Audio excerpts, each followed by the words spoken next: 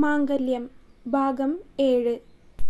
കുറച്ചു നേരം കഴിഞ്ഞതും രാധികയും വിശ്വനാഥനും അകത്തേക്ക് കയറി. എന്തു പറ്റി ശിലു, പെട്ടെന്നിങ്ങനെ വരാൻ? അറിയില്ലമ്മ. അതെങ്ങനെയാ? നേരത്തിന് ഭക്ഷണം കഴിക്കണം. ഞാൻ കഴിക്കാറൊക്കെ ഉണ്ട്. ഉവ്വ, ഉണ്ട്. പെട്ടെന്ന് താഴെ വീണ് കിടക്കുന്ന നിന്നെ കണ്ടപ്പോൾ പേടിച്ചു പോയി. നോക്കുമ്പോൾ പനിയുണ്ട്. അപ്പോൾ തന്നെ ഹോസ്പിറ്റലിലേക്ക് പോന്നു. ഒരുപാട് നേരമായോ? ഇപ്പോൾ രാത്രി 11 മണിയായി. നിന്നെ ഇങ്ങോട്ട് 7 മണിക്ക് കൊണ്ടുവന്നതാണ്. അവൾ മൂളി. അപ്പോഴേക്കും അവളുടെ കണ്ണുകൾ വീണ്ടും അടഞ്ഞു പോകാൻ തുടങ്ങിയിരുന്നു. മരുന്നിൻ്റെ സെഡേഷൻ ഉണ്ട്, അപ്പോൾ ഉറക്കമുണ്ടാവും. നേഴ്സ് പറഞ്ഞതും വിശ്വനാഥൻ ശിലുവിനെ നോക്കിക്കൊണ്ട് ഒന്ന് മൂളി. നാളെ ഡോക്ടർ വന്ന് പരിശോധിച്ചതിന് ശേഷം ഡിസ്ചാർജ് ആവുള്ളൂ. ബില്ല് പേ ചെയ്തായിരുന്നോ? മരുന്നിൻ്റെ ക്യാഷ് അടച്ചിട്ടുണ്ട്. ബാക്കി ഡിസ്ചാർജ് ആയിട്ട് സെറ്റിലാക്കിയാൽ മതിയല്ലോ. ഓക്കെ. അത് പറഞ്ഞ് നേഴ്സ് അവിടെ നിന്ന് പോയി. റൂം എടുത്തത് കൊണ്ട് തന്നെ വിശ്വനാഥനും രാധികയും അന്ന് ആശുപത്രിയിൽ തന്നെ നിന്നു. എന്നാൽ ഇതേ സമയം സൂര്യൻ ശിലുവിനെ വിളിച്ചിട്ടും കിട്ടാത്തത് കൊണ്ട് ആകെ ടെൻഷനിലായിരുന്നു. അവൾ തന്നോട് പിണക്കമാണെന്ന് കരുതിയാണ് അവൻ ഡ്യൂട്ടിയൊക്കെ കഴിഞ്ഞ് വീണ്ടും വിളിച്ചത്. എന്നാലും അവൾ ഫോൺ എടുത്തില്ല. ഡ്യൂട്ടി കഴിഞ്ഞ് തിരിച്ചെത്തിയ സൂര്യൻ വീട്ടിൽ നിന്ന് ശിലുവിൻ്റെ വീട്ടിലേക്ക് ഒന്നെത്തി നോക്കി. എന്നാൽ ഗേറ്റ് വരെ പൂട്ടിയിട്ടിരിക്കുന്നത് കണ്ടതും അവന് എന്തോ പന്തികേട് തോന്നി. ഇനി എല്ലാവരും കൂടി എവിടെയെങ്കിലും പോയതാവോ? ഇനി അത് പറയാനാണാവോ വിളിച്ചത്? വിളിച്ചിട്ട് ഫോൺ എടുക്കുന്നുമില്ലല്ലോ. അവൻ കിച്ചുവിനോട് ചോദിക്കാമെന്ന് കരുതി. ഇനി അവനോട് അവൾ പറഞ്ഞിട്ടുണ്ടെങ്കിലോ എന്ന് കരുതി അവൻ അകത്തേക്ക് കയറി കിച്ചുവിനെ വിളിച്ചു. കിച്ചു! മുറിയിലിരുന്ന് എന്തോ ചെയ്യുകയായിരുന്ന കിച്ചു അവൻ വിളിച്ചപ്പോഴേക്കും ഹാളിലേക്ക് വന്നു. ഏട്ടൻ വന്നോ? എന്താ ഏട്ടാ വിളിച്ചത്? തുമ്പി നിന്നെ വിളിച്ചായിരുന്നോ? ഇല്ലല്ലോ ഏട്ടാ. എന്താ കാര്യം? അവിടെ ആരെയും കാണുന്നില്ല. ഗേറ്റ് പൂട്ടിക്കിടക്കുവാണ്. എന്താണാവോ? ഗേറ്റ് വരെ പൂട്ടിപ്പോയോ? ഇന്നവൾ ഇങ്ങോട്ട് വന്നില്ലല്ലോ. എന്നെ വിളിച്ചുമില്ല. ഇത്ര നേരമായിട്ടും വന്നില്ലല്ലോ. ഇനി ബന്ധുക്കളുടെ വീട്ടിൽ വല്ലതും പോയതാവും അല്ലേ? ആയിരിക്കും. ഏട്ടൻ ഭക്ഷണം കഴിച്ചോ? ഞാൻ കഴിച്ചു. അമ്മ കിടന്നോ? അമ്മ ഉറങ്ങി. ഒന്ന് മൂളിക്കൊണ്ട് അവൻ മുകളിലെ മുറിയിലേക്ക് നടന്നു. മുറിയിൽ കിടക്കുമ്പോഴും അവൻ്റെ മനസ്സിൽ ശിലു എന്തിനാണ് വിളിച്ചിട്ടുണ്ടാവുക എന്ന ചിന്തയായിരുന്നു. അവൻ ഒരു തവണ കൂടി അവളെ വിളിച്ചു നോക്കി. എന്നാൽ ഇപ്പോൾ ഫോൺ സ്വിച്ച് ഓഫ് ആണ് എന്നാണ് പറയുന്നത്. അവന് ആകെ അസ്വസ്ഥത തോന്നി. എന്തെങ്കിലും അത്യാവശ്യം ഉണ്ടായിട്ടുണ്ടാകുമോ? അതിനായിരിക്കുമോ അവൾ വിളിച്ചത് എന്നൊക്കെ അവൻ ഓർത്തു കിടന്നു. ഓരോന്നൊക്കെ ഓർത്ത് അവൻ പതിയെ മയങ്ങിപ്പോയി. പിറ്റേ ദിവസം രാവിലെ 10 മണിയായപ്പോഴാണ് ഡോക്ടർ വന്ന് പരിശോധിച്ചത്. ബ്ലഡ് ടെസ്റ്റ് ചെയ്തതിൽ വേറെ കുഴപ്പമൊന്നും ഇല്ലാത്തതുകൊണ്ട് ഡിസ്ചാർജ് എഴുതി കൊടുത്തു. നന്നായി വെള്ളം കുടിക്കണം. വൈറൽ ഫീവറാണ്. മെഡിസിനൊക്കെ പറഞ്ഞതുപോലെ കഴിക്കുക. Okay doctor. രാവിലെയുള്ള ഇഞ്ചക്ഷൻ എടുത്തില്ലേ? എടുത്തു. അത് പറഞ്ഞ് ഡോക്ടർ പോയി. എന്നാലും പ്രൈവറ്റ് ഹോസ്പിറ്റൽ ആയതുകൊണ്ട് ഡിസ്ചാർജ് ഒക്കെ ആയി എല്ലാ കാര്യങ്ങളും കഴിഞ്ഞിറങ്ങിയപ്പോൾ ഉച്ചയോടടുപ്പിച്ചായിട്ടുണ്ടായിരുന്നു. വീട്ടിലെത്തിയിട്ടും ശിലുവിന് ഒരു ഉഷാറുണ്ടായിരുന്നില്ല. മുകളിലേക്ക് കയറാനുള്ള ശേഷിയില്ലാത്തതുകൊണ്ട് അവൾ കഞ്ഞി കുടിച്ചു കഴിഞ്ഞതിന് ശേഷം താഴെയുള്ള ഒരു മുറിയിൽ തന്നെ കിടന്നു. സൂര്യനാണെങ്കിൽ രാവിലെയും അവർ വന്നിട്ടില്ല എന്ന് കണ്ടതും അവന് തലയാകെ പെരുക്കുന്നത് പോലെ തോന്നി. അവളെ വിളിച്ചിട്ടാണെങ്കിൽ ഫോൺ സ്വിച്ച് ഓഫ് ആണെന്നാണ് പറയുന്നത്. ഉച്ചവരെ ഒരു കണക്കിന് ഓഫീസിൽ ജോലി ചെയ്തതിന് ശേഷം ലീവ് എടുക്കാം എന്ന് കരുതിയപ്പോഴാണ് ഒരു ഫയൽ ക്രോസ് ചെക്ക് ചെയ്യാൻ കൊണ്ടുവന്നത്. അതിനുശേഷം പിന്നീട് അതിൻ്റെ ചുറ്റിപ്പറ്റിയുള്ള തിരക്കിലുമായി പോയി. ഉച്ചയ്ക്ക് സമയം കിട്ടിയപ്പോൾ സൂര്യൻ കിച്ചുവിനെ വിളിച്ച് ചോദിച്ചു അവർ വന്നോ എന്ന്. അവർ വന്നിട്ടുണ്ടെന്ന് പറഞ്ഞു. എങ്കിലും ജോലിയുടെ തിരക്ക് കാരണം അവന് തിരികെ വരാൻ പറ്റിയില്ല. മുറിയിൽ തന്നെ കിടക്കുകയായിരുന്നു ശിലു. എന്നാലും കുറച്ചധികം കഴിഞ്ഞപ്പോൾ കളരിക്കൽ ഒരു കാറ് വന്നു നിന്നു. അച്ഛൻ്റെ ഏതെങ്കിലും കൂട്ടുകാരോ മറ്റോ ആവും എന്ന് കരുതി ശിലു മുറിയിൽ തന്നെ ഇരുന്നു. അല്പനേരം കഴിഞ്ഞതും രാധിക വന്ന് ശിലുവിനെ വിളിച്ചു. ശിലുമോളെ, താഴെ നിന്നെ കാണാൻ കുറച്ചുപേര് വന്നിട്ടുണ്ട്. വന്നേ. ആരാ അമ്മ? നീ താഴേക്ക് വാ, അപ്പോൾ ആൾക്കാരെ കാണാമല്ലോ. അത് പറഞ്ഞ് രാധിക ശിലുവിനെ കൂട്ടി താഴേക്ക് നടന്നു. എന്നെ കാണാൻ ആരാണാവോ വരുന്നത്?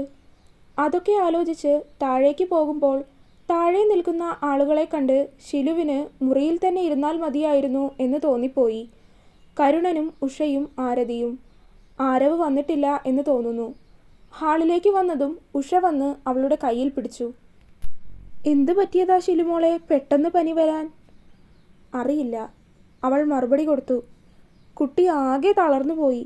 ഒരു ദിവസം കൊണ്ട് പകുതിയായതുപോലെ. അതെങ്ങനെയാണ്? എന്തെങ്കിലും നേരത്തിന് കഴിക്കാൻ പറഞ്ഞാൽ അത് ചെയ്യണ്ടേ? രാധിക പറഞ്ഞു. ഇനി അത് പറഞ്ഞു നിൽക്കാതെ മോളെ ഇവിടെ ഇരുത്ത്, കരുണൻ പറഞ്ഞു. ഷിലു അവരുടെ അടുത്തുള്ള സോഫയിലിരുന്നു. ആരവ് മോൻ എന്താ വരാഞ്ഞത്? അവന് ഓഫീസിൽ തിരക്കായതുകൊണ്ട് ഞങ്ങളോട് പോയിട്ട് വരാൻ പറഞ്ഞു. ആണോ? എന്നാൽ നിങ്ങളിവിടെ ഇരിക്കെ, ഞാൻ ചായ എടുക്കാം. അത് പറഞ്ഞ് രാധിക അടുക്കളയിലേക്ക് നടന്നു. ഞാനും വരാം. അത് പറഞ്ഞ് ഷിലു എഴുന്നേൽക്കാൻ നിന്നതും രാധിക തടഞ്ഞു. വേണ്ട വേണ്ട, നീ അവിടെ ഇരിക്ക്. മോളുടെ റിസൾട്ട് വന്നോ? ഇല്ല, നെക്സ്റ്റ് വീക്ക് ഉണ്ടാവും. ആഹാ, ഏട്ടത്തിക്ക് എന്നോടൊന്നും ചോദിക്കാനില്ലേ? ആരതി ചോദിച്ചു. അവളുടെ ഏട്ടത്തി എന്നുള്ള വിളി ഷിലുവിന് അരോചകമായിട്ടാണ് തോന്നിയതെങ്കിലും ഷിലു അവളോട് തിരികെ ചോദിച്ചു. ആരതി എവിടെയാ പഠിക്കുന്നത്? ഞാനിവിടെ അസീസി സ്കൂളിലാണ്. എക്സാം ഒക്കെ കഴിഞ്ഞോ? ആ കഴിഞ്ഞു. ഏട്ടത്തിക്ക് ഞാൻ ഏട്ടനെ വീഡിയോ കോൾ ചെയ്തു തരാം എന്ന് പറഞ്ഞ് പെട്ടെന്ന് അവൾ വേഗം ഫോൺ എടുത്ത് ആരവിൻ്റെ നമ്പറിലേക്ക് വീഡിയോ കോൾ ചെയ്തു. ഷിലു ആണെങ്കിൽ ആകെ പെട്ട അവസ്ഥയിലാണ്. ശരീരത്തിന് തളർച്ചയുണ്ട്. അതിൻ്റെ ഇടയിലാണ് ഓരോ മാരണങ്ങൾ. ബെല്ലടിച്ച് കുറച്ചു നേരം കഴിഞ്ഞപ്പോൾ തന്നെ ആരവ് കോൾ അറ്റൻഡ് ചെയ്തു. എന്താ ആരു? ഏട്ടത്തിക്ക് ഏട്ടനെ കാണിച്ചു കൊടുക്കുക എന്ന് കരുതി വിളിച്ചതാ. ഞാൻ ഏട്ടത്തിക്ക് കൊടുക്കാം. അത് പറഞ്ഞ് അവൾ ഫോൺ ഷിലുവിൻ്റെ നേരെ നീട്ടി. ഷിലു ആണെങ്കിൽ എല്ലാവരും ഇരിക്കുമ്പോൾ എങ്ങനെ വേണ്ട എന്ന് പറയും എന്ന് കരുതി എന്ത് ചെയ്യണം എന്നറിയാതെ നിൽക്കുകയാണ്. വാങ്ങിക്കേട്ടത്തി, ആരതി നിർബന്ധിച്ചതും അവൾ ഫോൺ വാങ്ങി. ആരവ് അവളെ തന്നെ നോക്കി നിൽക്കുകയാണ്. ഷിലുവിനാണെങ്കിൽ എന്ത് പറയണം എന്നറിയില്ല. നിങ്ങൾ തമ്മിലൊന്നും സംസാരിച്ചിട്ടില്ലല്ലോ, മോൾ അപ്പുറത്ത് മുറിയിൽ പോയി സംസാരിക്ക്, ഉഷ പറഞ്ഞു. അവൾക്കും എങ്ങനെയെങ്കിലും ഒന്ന് തലയിൽ നിന്ന് ഒഴിഞ്ഞു കിട്ടിയാൽ മതി എന്നായിരുന്നു. അവൾ വേഗം അടുത്തുള്ള മുറിയിലേക്ക് കയറി. മുറിയിലേക്ക് കയറിയപ്പോൾ ആരവ് തന്നെ സംസാരം തുടങ്ങി. പനി എങ്ങനെയുണ്ട്? കുറവുണ്ട്. സംസാരിക്കാൻ ബുദ്ധിമുട്ടുണ്ടോ? എങ്കിൽ താൻ വെച്ചോ, പിന്നെ ഒരിക്കലാവാം. അത് പറയാൻ കാത്തു നിന്നതുപോലെ ഷിലു ഫോൺ കട്ട് ചെയ്തു. ശേഷം ഹാളിലേക്ക് തിരികെ നടന്നു. നോക്കുമ്പോൾ എല്ലാവരും ചായ കുടിക്കുകയാണ്. ഇത്ര വേഗം സംസാരിച്ചു കഴിഞ്ഞോ? ആരതിയാണ്. അവൾ ഒന്നും മിണ്ടിയില്ല.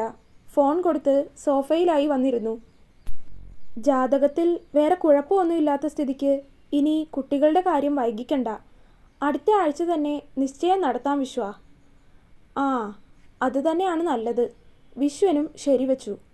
നിശ്ചയം എങ്ങനെയാ? ആളുകളെ വിളിച്ചു നടത്താനാണോ? രാധിക ചോദിച്ചതും ഉഷ പറഞ്ഞു. ആളുകളെയൊക്കെ ക്ഷണിച്ച് കല്യാണം നടത്തിയാൽ പോരെ? നിശ്ചയം നമുക്ക് വീട്ടുകാർ മാത്രമായിട്ട് മതിയില്ലേ? ആ, എങ്കിൽ അങ്ങനെ മതി. ജോത്സ്യൻ പറഞ്ഞത് ഈ വരുന്ന 20-ന് ഒരു മുഹൂർത്തമുണ്ട്, പിന്നെ 28-നും ഉണ്ട്. നമുക്ക് 28 എടുക്കാം. 20 ഒരുപാട് അടുത്ത് പോയില്ലേ? ആ, എങ്കിൽ അത് മതി.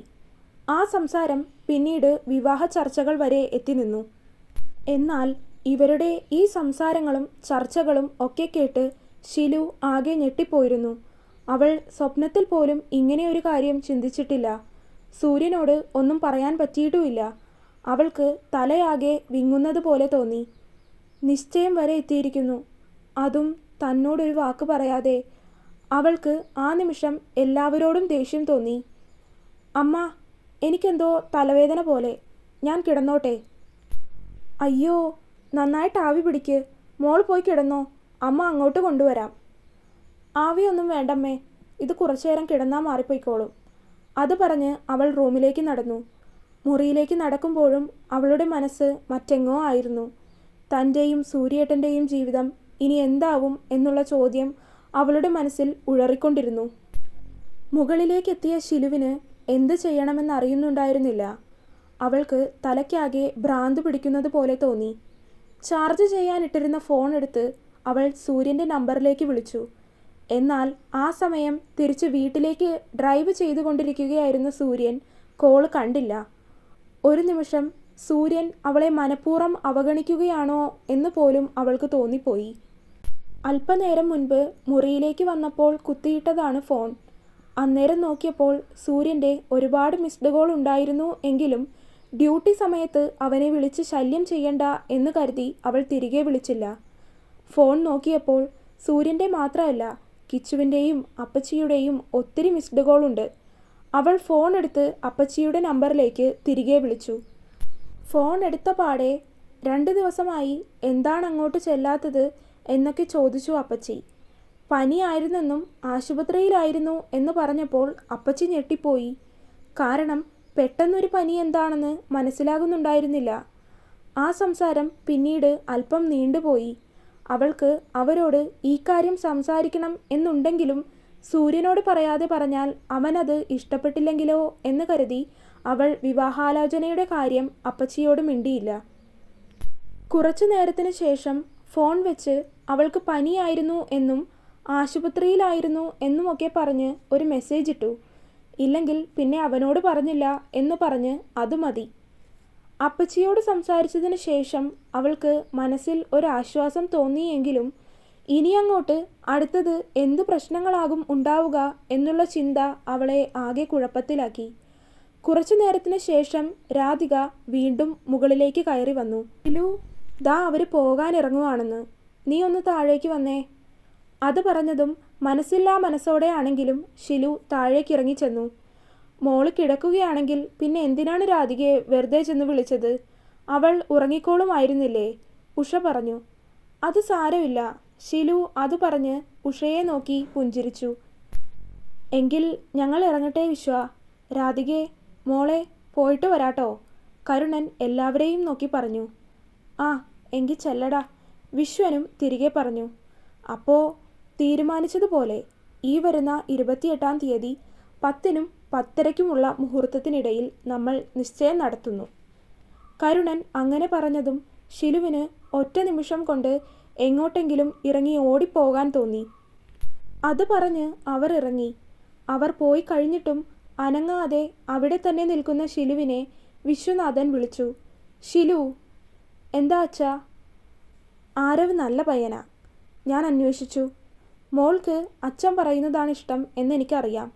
അതാണ് ചോദിക്കാതെ തന്നെ ഞാൻ വാക്ക് കൊടുത്തത്." അത് കേട്ട് നിന്നതല്ലാതെ ഷിലു ഒന്നും തിരികെ പറഞ്ഞില്ല. വെറുതെ അവൾ അയാളെ നോക്കി നിന്നു. "ആ, പിന്നെ ഇപ്പോൾ എങ്ങനെയുണ്ട്? തലവേദനയുണ്ടോ?" "ആ, തലയ്ക്ക് ആകെ ഒരു കനം പോലെ.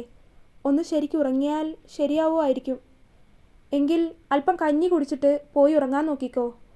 അത് പറഞ്ഞതും അവൾ കഞ്ഞി കുടിച്ച് കുറച്ചു നേരം താഴെ നിന്ന് രാത്രിയായപ്പോൾ മുറിയിലേക്ക് പോയി.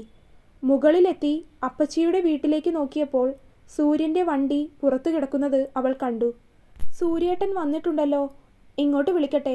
"ഫോൺ എടുക്കില്ല ഞാൻ." അവൾക്ക് അവനോട് പരിഭവമായിരുന്നു. എന്നാൽ ഷിലു തിരികെ എത്തിയിട്ടുണ്ട് എന്നറിഞ്ഞ സൂര്യന് ഓഫീസിൽ നിന്ന് എത്രയും പെട്ടെന്ന് ഒന്ന് തിരികെ വീട്ടിലേക്ക് വന്ന് അവളെ കണ്ടാൽ മതി എന്നായിരുന്നു. എങ്കിലും അവൻ്റെ ജോലിയുടെ തിരക്ക് മൂലം അവന് എത്താൻ സാധിച്ചില്ല. രാത്രി തന്നെ പതിവിലും വൈകിയാണ് അന്ന് എത്താൻ പറ്റിയത്. അതുകൊണ്ട് തന്നെ വണ്ടി ഓടിച്ചപ്പോൾ ഫോൺ ശ്രദ്ധിച്ചില്ല. വീട്ടിലെത്തി അവൻ അകത്തേക്ക് കയറി നോക്കുമ്പോൾ വരലക്ഷ്മി ഇരുന്ന് പച്ചക്കറി അരിയുന്നുണ്ട്. "അമ്മ കിടന്നില്ലേ?" "ഇല്ലടാ, ഇന്നെന്തോ ഉറക്കം വന്നില്ല, അതുകൊണ്ട് കിടന്നില്ല." "ഭക്ഷണവും മരുന്നുമൊക്കെ കഴിച്ചോ?" "കഴിച്ചു." "ഷിലുമോള് വിളിച്ചിട്ടുണ്ടായിരുന്നു." ഷിലുവിൻ്റെ പേര് കേട്ടതും അവൻ അമ്മയെ തിരിഞ്ഞു നോക്കി. "എന്തു പറഞ്ഞു അമ്മ? അവരെവിടെ പോയതാ?" "അവൾ എന്നെ വിളിച്ചിട്ടില്ല ഇത്ര നേരമായിട്ടും." "നിന്നെ വിളിച്ചിട്ട് കിട്ടിയില്ലെന്നാണല്ലോ അവൾ എന്നോട് പറഞ്ഞത്." "അവൾക്ക് പനിയായിരുന്നു. മിനിഞ്ഞാന്ന് രാത്രി ആശുപത്രിയിലൊക്കെ കൊണ്ടുപോയിട്ട് ഇന്ന് രാവിലെയാണ് ഡിസ്ചാർജായി വന്നത്." "പനിയോ? അതെന്താ ഇത്ര പെട്ടെന്നൊരു പനി വരാനെന്നാവോ?" "അതറിയില്ല. എന്നാലും നല്ല പനിയുണ്ടെന്ന് തോന്നുന്നു." അവളുടെ ശബ്ദമാകെ തളർന്നിരിക്കുമായിരുന്നു. അത് കേട്ടതും അവന് ഒരു ചെറു നോവ് തോന്നി. ഒന്ന് അമർത്തി മൂളിക്കൊണ്ട് അവൻ മുകളിലേക്കുള്ള പടികൾ കയറി. "അച്ചു, നീ ഭക്ഷണം കഴിച്ചോ?" ഞാൻ കഴിച്ചതാ. കിച്ചു എവിടെ? അവൻ ഇന്ന് നേരത്തെ ഉറങ്ങി. മുകളിലേക്കുള്ള സ്റ്റെപ്പ് കയറുമ്പോൾ അവൻ്റെ മനസ്സിൽ ഷിലു മാത്രമായിരുന്നു. പെട്ടെന്ന് പനി വരാൻ എന്താണാവോ കാരണം? ഇനി എന്തെങ്കിലും കണ്ട് പേടിച്ചു കാണുവോ? അല്ല, ഇനി മറ്റെന്തെങ്കിലും പ്രശ്നമുണ്ടായി കാണുവോ? അമ്മാവൻ എന്തെങ്കിലും പ്രശ്നം? ഏയ്, അങ്ങനെയൊന്നും വരാൻ വഴിയില്ല. ഓരോന്ന് പറഞ്ഞ് അതിനൊക്കെ അവൻ സ്വയം ഉത്തരം കണ്ടെത്തി.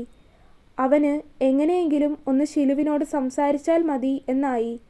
അല്ലെങ്കിൽ അവളെ ഒന്ന് കാണുകയെങ്കിലും ചെയ്താൽ മതിയോ എന്നും തോന്നിപ്പോയി. മുകളിലേക്ക് കയറി മുകളിൽ നിന്ന് നോക്കുമ്പോൾ അവളുടെ വീട്ടിൽ വെട്ടമുണ്ട്. സമയം 9 മണിയായിട്ടുണ്ട്. അവൾ കിടന്നോ ആവോ? ഒന്ന് വിളിച്ചു നോക്കാം.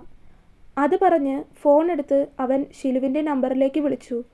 മുറിയിൽ സൂര്യൻ്റെ കോള് വെയിറ്റ് ചെയ്ത് ഫോണിലേക്ക് തന്നെ നോക്കിയിരിക്കുകയായിരുന്നു ഷിലു. ഹലോ. അവൻ്റെ ഗാംഭീര്യമേറിയ ശബ്ദം. ഹലോ. പനി എങ്ങനെയുണ്ട്? കുഴപ്പമില്ല. പക്ഷേ അവളുടെ സ്വരത്തിൽ തളർച്ച നിറഞ്ഞിരുന്നു. പെട്ടെന്ന് പനി വരാൻ എന്താ കാരണം തുമ്പി? ഒരു പോലീസുകാരൻ്റെ എല്ലാ ഗാംഭീര്യത്തോടും കൂടിയുള്ള അവൻ്റെ ശബ്ദം. ഒന്നുമില്ല. പനി ഞാൻ മഴ നനഞ്ഞതുകൊണ്ട് വന്നതാണ്. വിക്കരുത് എന്ന് ഞാൻ പറഞ്ഞിട്ടുള്ളതല്ലേ തുമ്പി? മാത്രമല്ല, നീ എന്നോട് കള്ളം പറയുന്നു.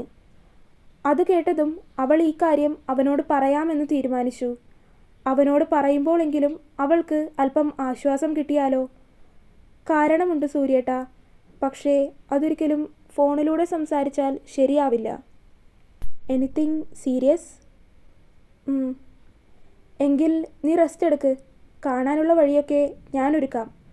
അത് പറഞ്ഞ് അവൻ ഫോൺ കട്ട് ചെയ്തു. ഒന്ന് നേരെ സംസാരിച്ചാൽ എന്താ? വലിയ ഗൗരവക്കാരൻ വന്നിരിക്കുന്നു. അവളുടെ ഉള്ളിൽ അവൻ വീണ്ടും ഫോൺ കോൾ പെട്ടെന്ന് നിർത്തിയതിലുള്ള പരിഭവം നിറഞ്ഞു. നോക്കിക്കോ, ഇനി ഞാൻ മിണ്ടില്ല, അവൾ സ്വയം മനസ്സിലോർത്തു. എങ്കിലും തനിക്കാകുമോ സൂര്യേട്ടനോട് അങ്ങനെ മിണ്ടാതിരിക്കാൻ? അവളുടെ മനസ്സ് തിരിച്ചും ചിന്തിച്ചു. ഇനി നാളെ എങ്ങനെയാണാവോ കാണാൻ വരാൻ ഉദ്ദേശിച്ചിരിക്കുന്നത്? എങ്കിലും നാളെ അവനെ കണ്ട് കാര്യങ്ങളെല്ലാം സംസാരിച്ച് എന്തെങ്കിലും ഒരു വഴി കാണാതിരിക്കില്ല എന്നുള്ള വിശ്വാസത്തിൽ അവൾ പതിയെ കിടന്നുറങ്ങി. രാത്രി 12 മണിയോടടുപ്പിച്ചായി. ഷിലു നന്നായിട്ടുറങ്ങുകയാണ്. എന്നാൽ പെട്ടെന്നാണ് അവളുടെ ഫോൺ ബെല്ലടിച്ചത്. നോക്കുമ്പോൾ സൂര്യനാണ്. ഇതെന്താണാവോ ഈ നേരത്ത്? ഇനി അപ്പച്ചിക്ക് വല്ലതും? അവൾക്ക് ആദിയായി. അവൾ വേഗം ഫോൺ അറ്റൻഡ് ചെയ്തു. എന്താ സൂര്യേട്ടാ? നീ വന്ന് ഈ ടെറസിലെ ഡോറൊന്ന് തുറന്നേ. അത് കേട്ടതും ഒരു നിമിഷം അവന് വട്ടായോ എന്ന് പോലും അവൾ ചിന്തിച്ചു. ഞാൻ എൻ്റെ വീട്ടിലിരുന്ന് എങ്ങനെ അവിടുത്തെ ടെറസിലെ വാതിൽ തുറക്കാനാണ്? ഞാൻ നിൻ്റെ വീട്ടിലെ ടെറസിൻ്റെ വാതിൽ തുറക്കാനാണ് പറഞ്ഞത്. അത് കേട്ടതും ഷിലു ഞെട്ടിപ്പോയി. ഒരു നിമിഷം കൂടും കിടക്കയും എടുത്തു പോയ കിളികൾ തിരിച്ചു വന്നതും അവൾ അവനോട് ചോദിച്ചു, എൻ്റെ വീട്ടിലോ? ഹാ, നിൻ്റെ വീട്ടിൽ. സൂര്യേട്ടാ, തമാശ കളിക്കല്ലേ. സൂര്യേട്ടനല്ല, സൂര്യേട്ടൻ. നിന്ന് വിൽക്കാതെ വന്ന് വാതിൽ തുറക്കുതുമ്പി.